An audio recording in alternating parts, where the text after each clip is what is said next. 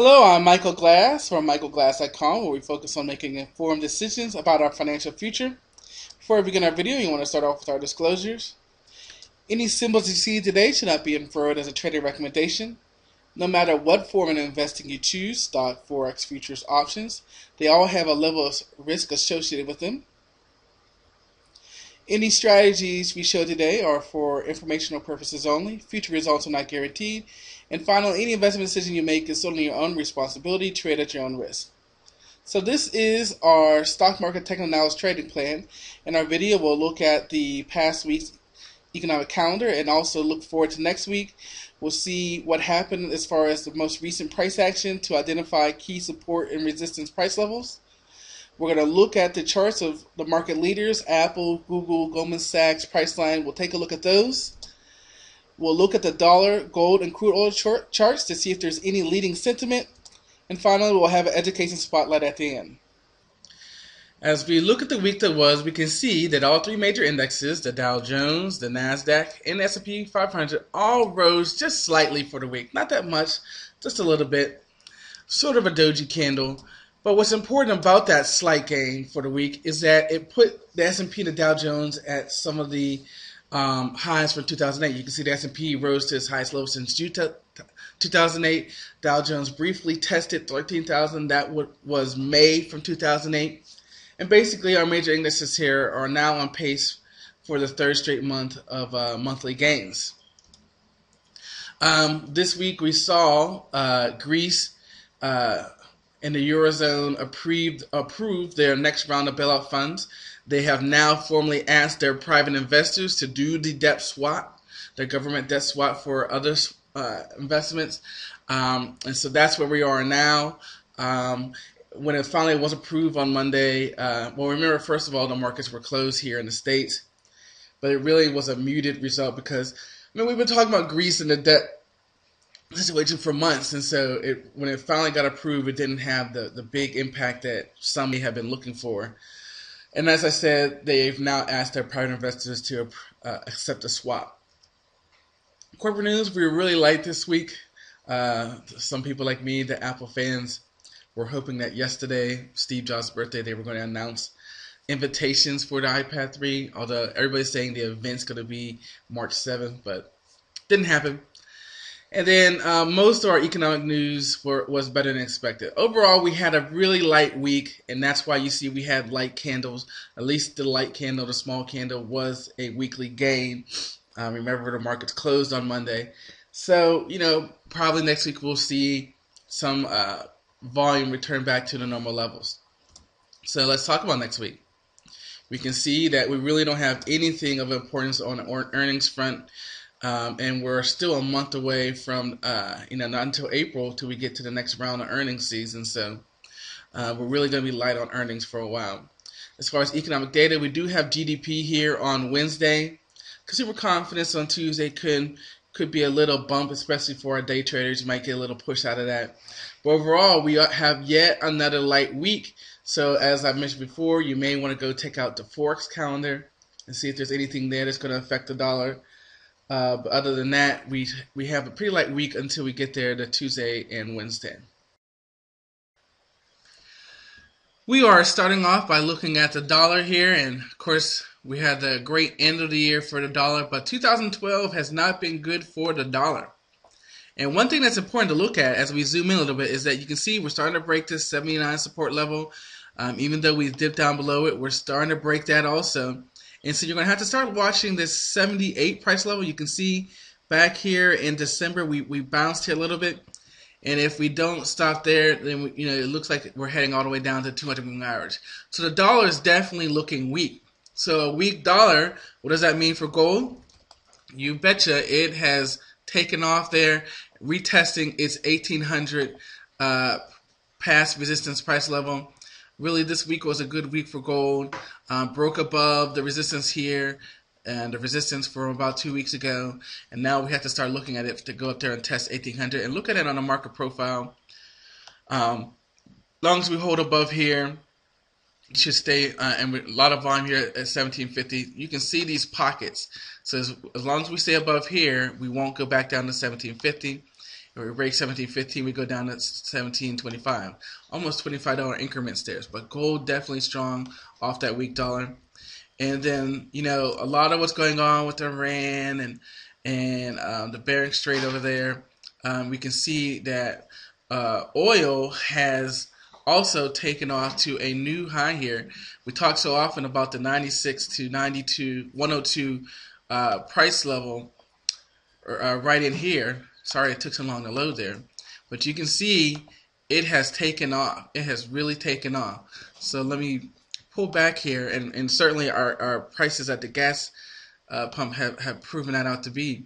So you can see a little bit here. Well, we got 119, 114 to watch as a potential next area.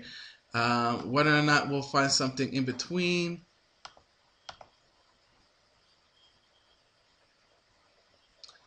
We'll have to see. I think I have the wrong tool. Yes, this is what I'm looking for. There we go. And you can see how we kind of just fell right in there. So there may not have been a lot of volume accumulating in this price range. So what I'm trying to do is just examine, is there somewhere in here? Right now we're at 109. You know, is there somewhere for us to stop in between here? And I don't think so. So it looks like 114 really is an area for us to watch from here. And definitely not great for our pocketbooks. We are looking at the daily chart of the S&P 500, and again, I'll show you this line we've been showing for the past couple of weeks, and what we were looking at for our potential resistance, and we'll zoom in a little bit here. And you can see we went right up there and kissed that line, and we're pausing a little bit. We'll zoom in just a little bit more. And so we can kind of see where we're at. So we're starting to see a little consolidation here. Now we did get a little pullback here at the beginning of February, and then we took off again. So and we said we had a lot of light news this week, so not a lot of catalysts to move us higher. We can see though this 10 moving average. Look at this 10 moving average. Boom, boom, boom. So this 10 moving average seems to be buyable. Again, we've obviously, as we said, in a 3-month uptrend here, and obviously up, you know, well over 25% since October lows. So you have to be careful about just buying blind rules like that. We're going to talk about some trading rules here at the Education Spotlight, but you can see that the 10 moving average is acting as support. As we said, we're overbought on our daily on all our indicators, but that doesn't mean we can't stay overbought, which we have done. As we go out to the weekly chart and zoom on in, again, we can see what we're looking at here. Zoom in, and we can see that nice candle and how we're matching up here with our May from last year. Just again, beautiful candles, and there we are, just from our October lows. Very, very, very nice. On our weekly charts, overbought, overbought, overbought, just like our daily chart. So we'll have to see. Now, what we've been watching is this monthly chart. Our monthly chart has continued to have just a little bit more room to go to the upside. So we'll zoom in here a little bit, and we can see there's our February chart, very nice. And there still is just a little bit more to go here on stochastics and RSI. But, you know, we are overbought on the daily and weekly, and so we'll have to wait and see what happens there. But you can see what a beautiful candle we have here. There's our December, January, February, straight 3 monthly gains. So we'll see what happens here. What it is important is that this is where it all fell in May of last year. So this is going to be strong resistance. It's going to take a catalyst to get us to move higher. Let's switch over to the Nasdaq. The Nasdaq is a little bit stronger. It's already in blue skies. It's in new high area, and you can see we're already well above that May area. So we'll zoom in a little bit on the daily chart, and we're starting to see that resistance really starting to put in here at this 3,000. More importantly, 29.70, 29.60 price level. We're starting to see that starting to pan out. I'm not going to draw a line yet. We're going to see what happens here. The S&P may pull this one down, but on a daily we are overbought. Even got a down arrow here on our stochastics. We'll go out to the weekly chart and zoom on in here. Again, you can see we're above that May high. We can see really just not just 3 monthly gains, but 1, 2, 3, 4, 5, 6, 7, 8 monthly gains here on the Nasdaq. And again, we can see that 2970, 2960 is acting as resistance here. Our February candle for the Nasdaq is not as great. Overbought here on the weekly as well. Finally, on the monthly, as we're looking for that dual time frame agreement, we got the daily and the weekly in agreement. On longer term, what we're looking for, the monthly. I'm sorry. All right, so you can see the mistake. That was 8 weekly gains for the Nasdaq and 3 monthly gains. Wrong chart. All right, and so still more room to go here on the monthly here on the Nasdaq, but the Nasdaq's a little bit stronger, so it's already closer to overbought levels.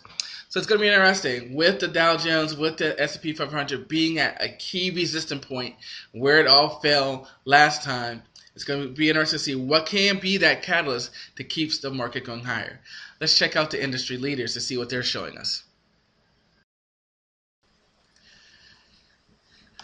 Okay, so we can take a look at the lovely chart that is Apple, making new highs here, trying to reach this wick up here. Not quite there, but back above 520. You can see the 10 moving average and the 5 moving average. That's really bullish when you see the 5 moving average. I think it has resistance here. I'm sorry, support. So we'll see what happens here once we get to this 526.29 if it retests it again. But Apple definitely bullish. Now keep in mind, watch the sell the news. Whenever this iPad 3 is announced, I predict a pullback, not more up move.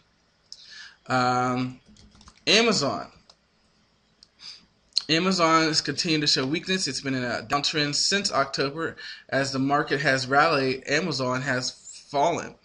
And it's really fallen into this range here of 170 up to 195, and now it's back here down towards the bottom. I wouldn't buy yet. I would wait till it gets down here to 175 before I start thinking about buying. Seeing this 500 moving average active support, it's kind of going sideways. So I'm going to have to say sideways, maybe even sideways or down for Amazon. We'll have to see there. Google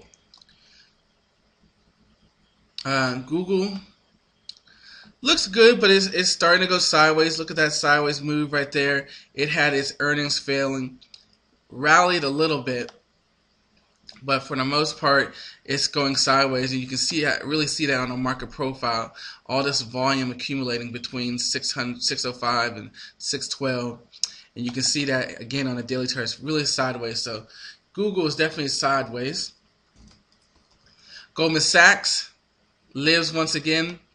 And we can see this resistance of 117 really panning out here. At least it's staying up. It hasn't pulled back that much. Nice bell curve here. You can see point of control at 114.62. We need to get above 116. Really need to get above the resistance of above 117.50 to start really pushing higher. But at least the 200 moving average may start holding up here as support. So I would say sideways. I'm not ready to say sideways up yet though. IBM burst out here and was holding on to this resistance of 195, and then look, I guess on Thursday here you can see it really finally broke through that area. Look at this on the market profile and look how it just blasted right up here. Hover, and as soon as it got above, you see how the volume accumulated here?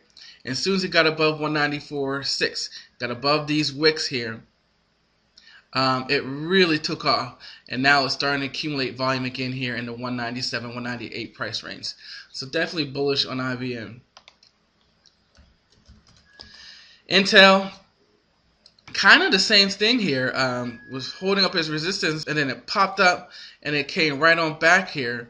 this week. So, and all this volume accumulating down here to forming a point of control at 2670, 2668, all the volume accumulating here. So we really need to get above 2680 to start testing the highs of last week. And you can see we have our resistance here at 27. So it all kind of works out. So sideways on Intel. MasterCard. MasterCard's another one that had a little pop. We'll zoom right on in here.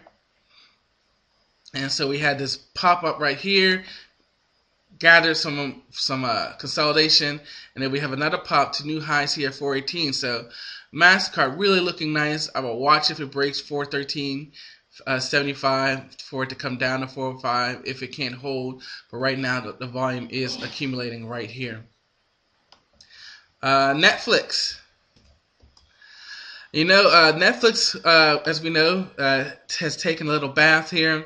And what's concerning about Netflix, though, is as it came up here, remember Goldman Sachs, as it came in resistance, it held up there. And we're starting to see a little fall. You can see this gap right here from news.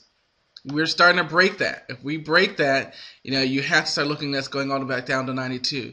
So we really need to hold this point of control. If we break, I don't know, 110.75, so we're in there, we have to start thinking that it's going to go down at least to test the 50 moving average, if not fill this gap. And finally, Priceline, another one that broke out. You know, so we have a lot of stocks that broke out over the last 2 weeks, which is interesting. And IBM's another one. So, you know, IBM was in this range for, you know, a year, it seemed like, but now it broke out. And, you know, it's looking good. So IBM, I would have to say bullish, and a lot of volume underneath it to support it. As we come to our education spotlight, we're continuing to really just wrap up our whole conversation about trading plans. Last we talked about who will you be as a trader. This week we're talking about the rules of trading. Once you define who you want to be a trader, specifically trading rules. And we've talked about this before, but again, the three things that any trader has to do is, what are my criteria? How am I going to enter trades? What am I looking for? A, B, C, and enter trade. And then where a lot of people make the mistake is you also need to know, what are my exit strategy? It's not just about finding trades to get into. You need to know how to get out of, whether it works or doesn't work. You need to have a target for where it works. If you're some traders have scaling, you need to scale out. Some do all in, all out. But my point is, you need to know how to get out. And sometimes traders don't have that in mind, and that's how they get into that tick-by-tick battle, because they didn't have an exit strategy. And they're just hoping, please tick in my favor, and it's going 2 ticks against them, 1 tick for them, and that eventually that builds up. And then finally, you know, at what point are you going to say, okay, I'm going to take profit and put this into my personal account? At what point you're going to say, this is too big of a drawdown, I need to change some of my strategies? You know, these are all rules that you have to define. And too often people just get in a trade to trade, or they get in a trade off of a recommendation, either from a guru, from a TV, from wherever, but they have no real idea of how it affects their portfolio, and B, how to get out of it when things go wrong or even when they go advantage. I'll tell you one time myself, when I was trading, when I first began, and I got this tip to get into a stock. And for a while there, I was up big. But the thing is, I heard the guy that I was watching, he said, this is going to go bonkers. And so even though I was up big, when it started pulling back, I was like, oh, this is going to go bonkers. You know, I just need to hold on to it. Well, lo and behold, that thing came all the way back and even went against me. You know, and so I still have that stock sitting in my portfolio, you know, waiting for it to go bonkers. So my point is, because I didn't have an exit strategy for myself, and I was just watching somebody else and what they had to say, you know, this was really the beginning where I said, I've got to be able to make my own decision. I've got to be financially literate. I can't just trade what other people say. I still have the stock. Please like, comment, and subscribe. We continue to try to give you guys some good stuff. You guys know about our resources. We focus in on what we can do for you as coaches, how we can help you make your own decisions so you can discern when you get that advice what to do with it. We have a course All the information is not there, so you really need to go to the link to get all the information. But it's 3 sections: introduction to everything, technical analysis, chart patterns, everything. Only for $99, not $3,000 like you see for everybody, because we want you to understand that there's room for coaching. That's where we're going to make a difference, changing your trading mindset, not showing you what a doji and a rising 3 pattern is. Also, for those of you who want to put our expertise to work, we have our managed forex account. Full transparency, it's your account. You're not taking some money off. You're not sitting off to Bernie Madoff. It's your account given, and we devise a trading plan on how to trade that account for you. In the end, it doesn't make a difference about where you're at and what you have. It's about your ability to make your own decisions. Thanks, guys, and I'll see you next time.